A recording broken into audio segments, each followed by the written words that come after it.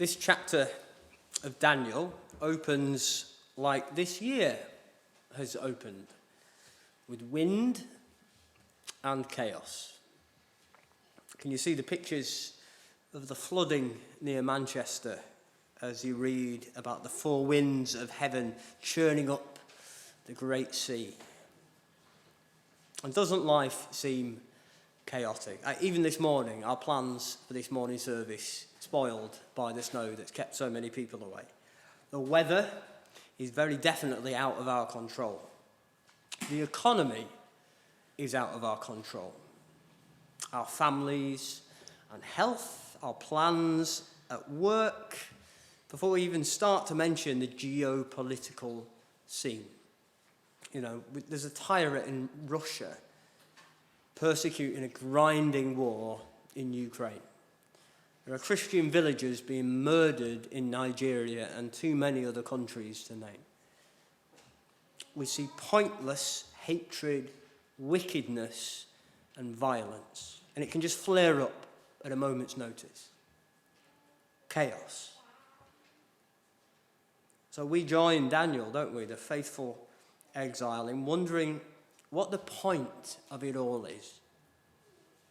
And what hope we, little people, have in the middle of such uncontrollable forces. We're going to work through this chapter in brief, trying to understand it. We're going to think about the four beasts, the Son of Man, and the interpretation of all of it. And I hope you'll see why verse 18 is our text for 2025. So firstly, here we're looking at verses 2 through 12, or from verse 1 if you like, through 12. The four beasts. The four beasts. Now, if you're at all familiar with this book or with biblical prophecy in general, you'll know that imagery of beasts, like monstrous beings, representing forces and kingdoms and people, is common. This isn't even the only chapter in Daniel where we have, these beasts like this, and maybe you remember that kind of picture from Revelation in the New Testament. So we need to understand straight away that these aren't literally monsters crawling out of the sea. They're metaphors. They are word pictures whose descriptions are suggestive of the realities they represent. You could say that through this poetic picture, they're a better, truer representation. They help us get to grasp with what it's talking about better than just, a textbook description would ever do. And they help us understand the spiritual dimension that goes with them. You know how a picture tells 1,000 words. So respectively, we're going to work through this. These four beasts are four kingdoms. Firstly, Babylonia. Daniel's in Babylon as he has this reading, as he has this vision. And this first beast represents Babylonia. You see, the winged lion, that was a common part of their statuary and their art. They drew pictures of divine beings as winged lions. And we see this winged lion has its wings removed, and it stood on its feet like a human being. And that should remind us, if you've read Daniel, of what happens to Nebuchadnezzar, the king of Babylon, back in chapter 4, when he was humbled to live like an animal before God restored his mind. Secondly, second beast, Media-Persia, or the Medo-Persian Empire. This was the empire that conquered Babylon during the reign of King Belshazzar. So we're in the future here, but just a short time in the future, at least for Daniel. Now, because Media-Persia was forged from two unequal kingdoms, you had the Persian kingdom, you had the Median kingdom, and there was a revolution or a rebellion, and it formed this new joined empire, Media-Persia. It's represented as a lopsided beast. Got two unequal kingdoms, so you've got a lopsided beast. and its mouth has these 3 ribs. It's already full of the nations it devoured on the way to gobbling up Babylon. Thirdly, third beast. And from now on, Daniel's getting a window into what for him was the far future. We're not just jumping 5-6 years ahead. This is over 100 years' time. The third beast is the Greek or the Macedonian Empire under Alexander the Great. Who's heard of Alexander the Great? Yeah, most of us have heard of Alexander the Great. His conquests are famous, aren't they? If you know anything about them, you'll have heard that they were famous for the speed at which he gained territory between Macedonia, that's sort of north in Greece. The Greeks at the time didn't really think of Macedonia as Greece. They thought they were barbarians because they spoke such a thick dialect. They're not even proper Greek. But it's sort of in north of Greece, so in Europe, and down to North Africa, in Egypt, and all the way up through Palestine and that part of the world, all the way east as far as the border of India. That's as far as Alexander got. But he got there in just a very few years and as a very young man. It was swift, it was deadly, it was awe-inspiring. So he's represented by a leopard, a swift, deadly creature. But it's got these 4 heads and 4 wings. And that represents the 4 generals who would divide up the empire after Alexander's early death. So 4 kingdoms came out of this one kingdom. But then fourthly, we see a beast that isn't like any of the others. Did you notice that as we were reading it? The 4th beast is different. It's not even described as anything recognizable like a lion or a bear or a leopard. This beast has teeth of iron. It's hard, it's destructive, it's cruel, it devours. Does anyone know what empire this might be? Roman, that's right. The Roman Empire, an empire whose professional armies conquered the Mediterranean world. Now, I'm a little bit of a history geek, and it's interesting when you look at military history, what made Rome's armies so efficient. They had a professional army, and they had a military doctrine that was very different to what had gone before. Before, you'd have a battle, and the main aim was to sort of push the other guys over and make them run away. Whereas the Roman soldiers would stand in a patch of ground that was a killing ground, and they had swords that were meant to lop and damage and kill. And so they went thinking, you get a load of farmers who turn up like who are going to fight against this army, and then if they lose, they'll just go back to farming. It's like, well, fair enough, someone else controls us now. The Romans turned up professional soldiers to kill everyone they came against. It was brutal. It was violent. There was nothing like it that anyone had seen before. An empire whose economy was fueled by slavery. It's interesting, when the Roman Empire started to fall apart, it was when they couldn't keep conquering new lands to get new slaves, and the system broke down. They trampled everything that got in their way, and they sucked occupied countries dry through their taxes and corruption. That's the 4th beast. Isn't this imagery frightening? It's unsettling, isn't it? You can see why Daniel was so upset by it. What seems to be the natural rise and fall of empires gains a cosmic, spiritual dimension. There's something inhuman. There's something unnatural about this picture, isn't there? These beasts don't exist. There's something unpleasant about it. A beast with teeth of iron. It's a beast with 4 heads. It's monstrous. There's a lot more that we could say about this. Just try looking at some of the different interpretations that commentators have on this chapter. And by the way, there are people who will say, the empires are different empires to the ones I've given you here. I think they're wrong. But for today, let's see what is most important about this picture. It's not about trying to work out which beast is which empire or trying to predict the course of history. Look at the details. These 4 beasts come up from the sea. They come up out of the churning mess and chaos of history. They come out of the uncontrollable forces of time. And so we should expect them to be chaotic beasts, to be forces of destruction. But a clear teaching of Daniel, a clear teaching of the whole Bible, is that for all the apparent chaos, it is God who is in control.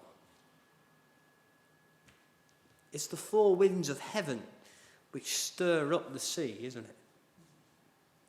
You know, you hear that is that the second beast receives orders. Go and fill your belly. It's like it's just doing as it's told.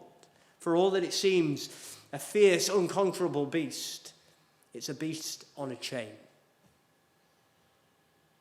These kings and kingdoms rise and fall according to the plan of the Almighty God. It's the Ancient of Days who is really king over all. Thousands upon thousands attended him. 10,000 times 10,000 in verse 10. The court was seated and the books were opened. God reigns as the ultimate judge. He is the one who writes history. It's not the four beasts. It's not anyone else. So secondly, here we're looking at verses 13 and 14 especially. The Son of Man. The Son of Man. Because if God is in charge of history, if the rising and falling of kingdoms and empires is all according to his will, then we have to wonder where it's all leading, don't we? If there's a plan, then what is it? Because it looks like a mess to us. You know, from our position, we look out at the course of history and stuff just seems to kind of happen. You know, as if by accident. It's random. It doesn't seem to have any controlling narrative or purpose. So what do we see after these four beasts? What, at least in terms of this vision, fills the void left when those four beasts have been defeated? If these human kingdoms have been overthrown and destroyed, we read that they're destroyed, don't we? Then what takes their place? Look at verses 13 and 14. Let's read these verses. In my vision at night I looked, and there before me was one like a son of man, coming with the clouds of heaven. He approached the Ancient of Days and was led into his presence. He was given authority, glory, and sovereign power. All nations and peoples of every language worshipped him. His dominion is an everlasting dominion that will not pass away, and his kingdom is one that will never be destroyed. After the four beasts are overthrown, an eternal kingdom is established. Now this is a kingdom that will never fall, will never fail. Its economy won't run down because of a lack of slaves. It will never be destroyed, verse 14 says. It's not going anywhere. Unlike the kingdoms of the four beasts, there's no division or weakness within this kingdom, is there?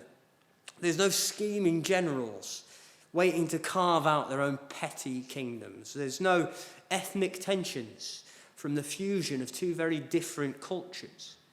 There's no arrogant king who God humbles to live like an animal. This king, the king of this kingdom, is given authority, glory, and sovereign power. All nations and peoples of every language worshipped him.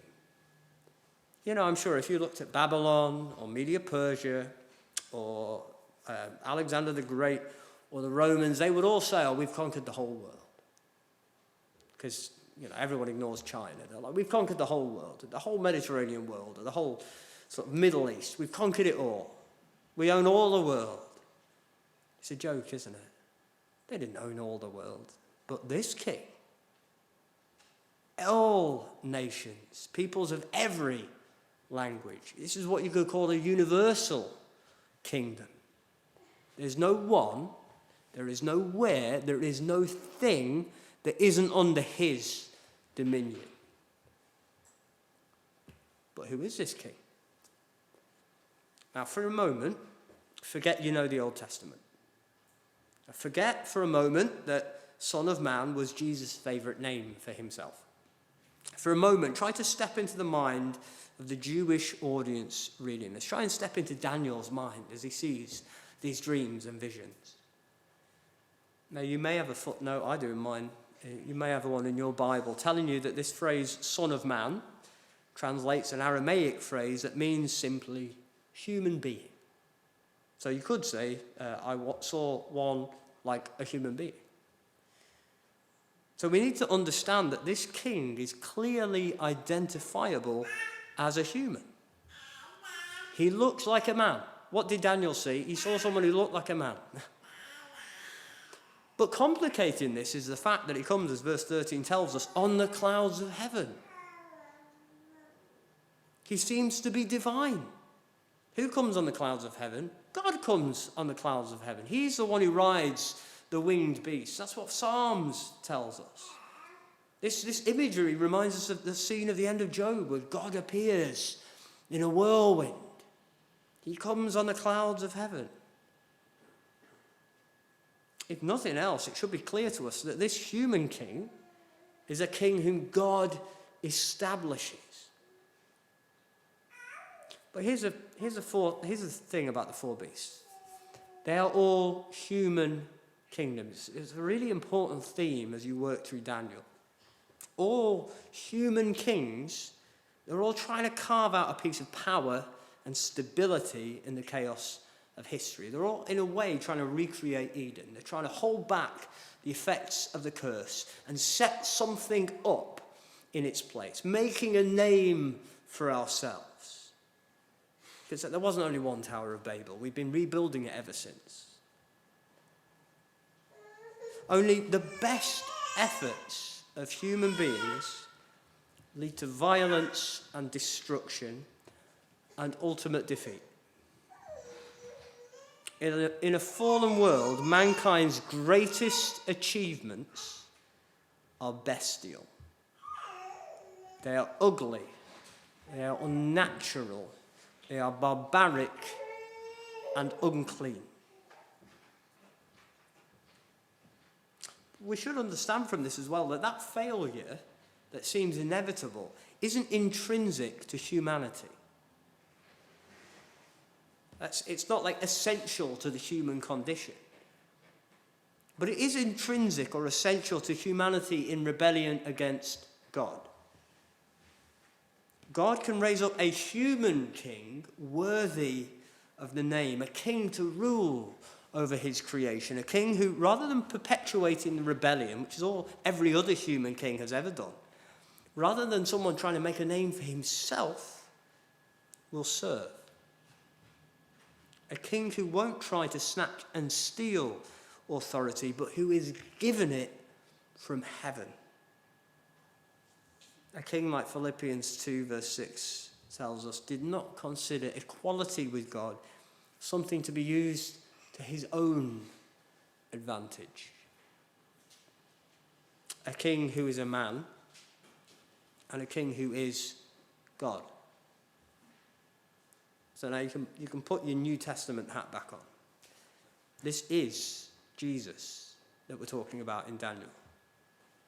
He is the human king who is also God, who has authority from eternity as the Son, and who earns that authority all over again through his obedience and victory on the cross.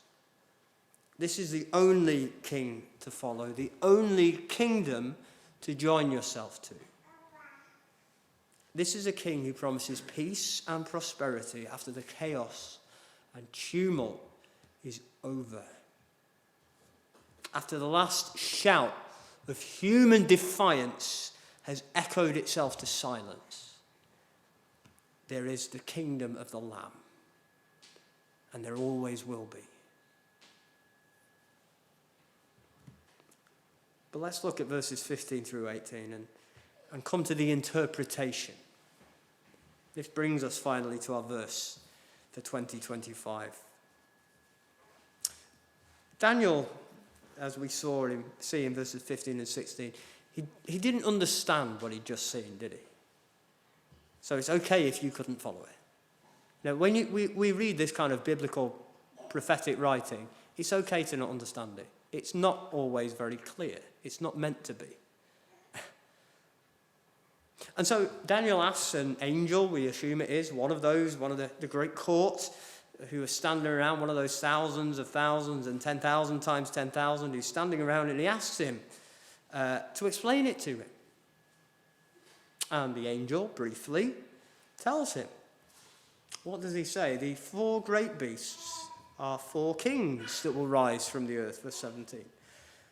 But the holy people of the Most High will receive the kingdom and will possess it forever. Yes, forever and ever.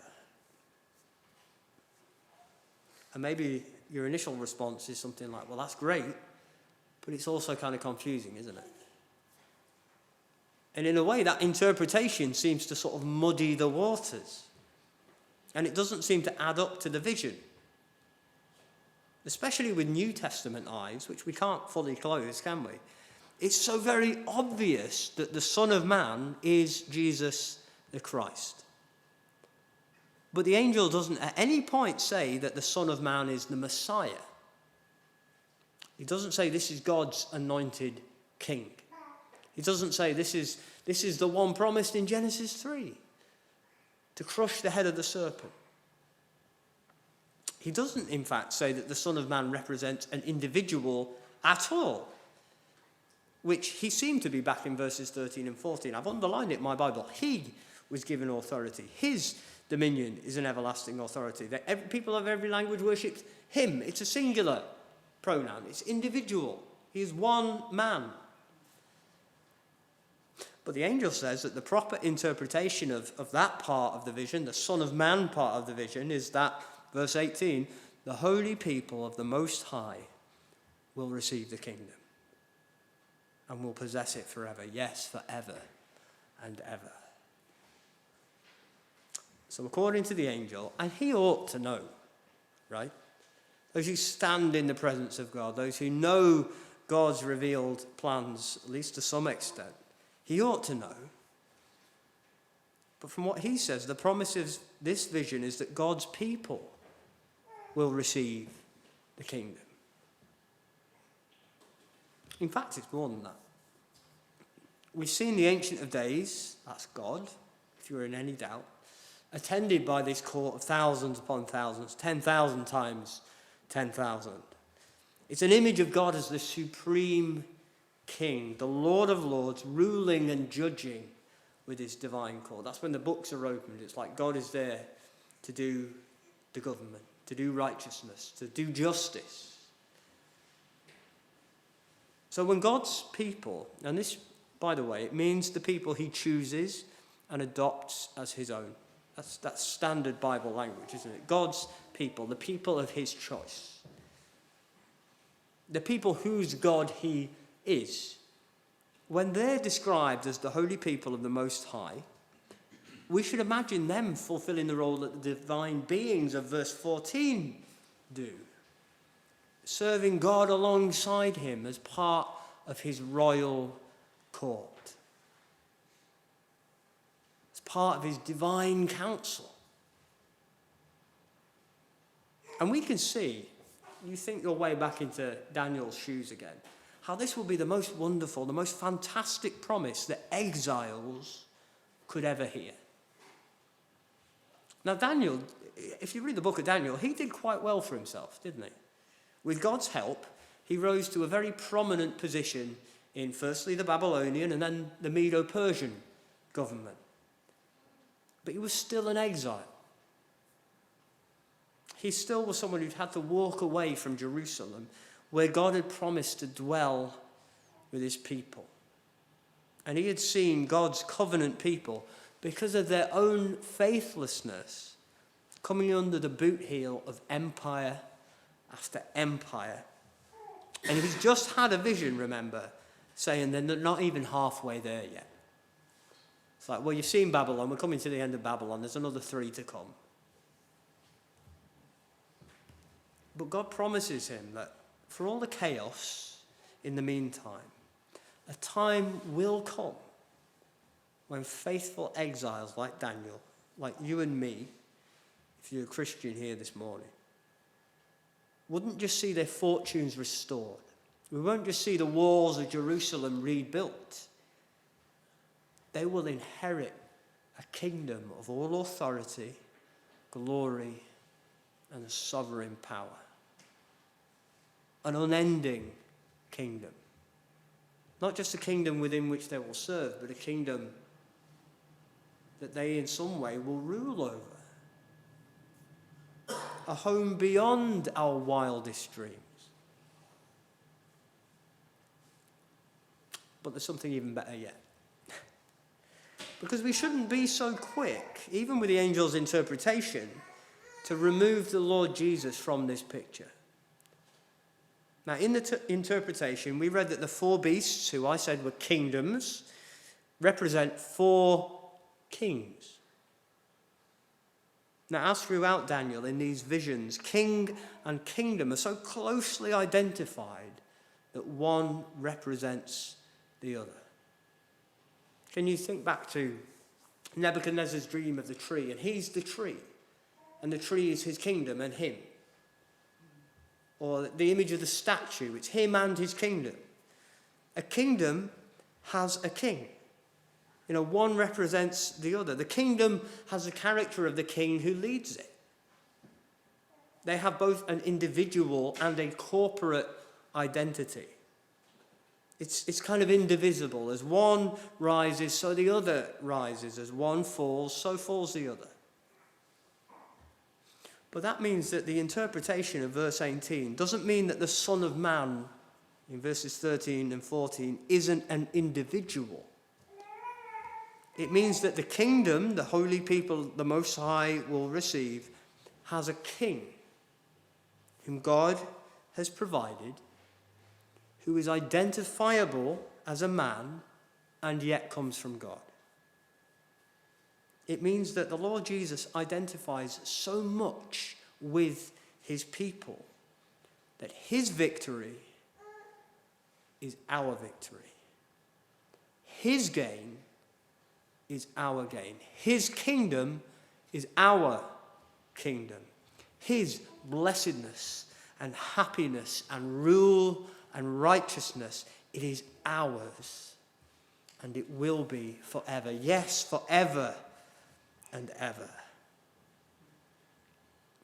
This verse tells every believer what waits at the end of all our struggles, all our suffering, at the end of all the chaos that the empires of this world will stir up.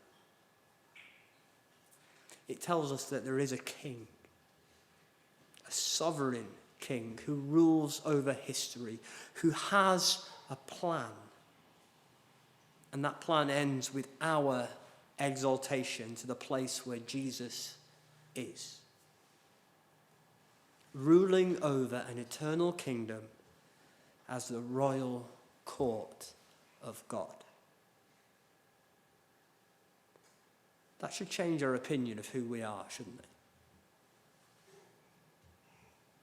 What does the world tell us?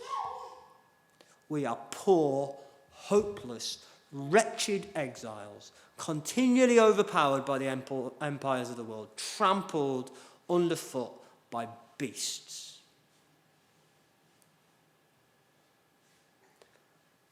Or are we royalty? Are we just waiting for the king to return so that we will see every evil thing crushed under his feet? And we will come into the imperishable inheritance that he has prepared for us. Will you seize hold of this hope this year? Is there any hardship, any distress, any chaos that can sink you if this promise is the star that you steer by? Let's sing our final hymn.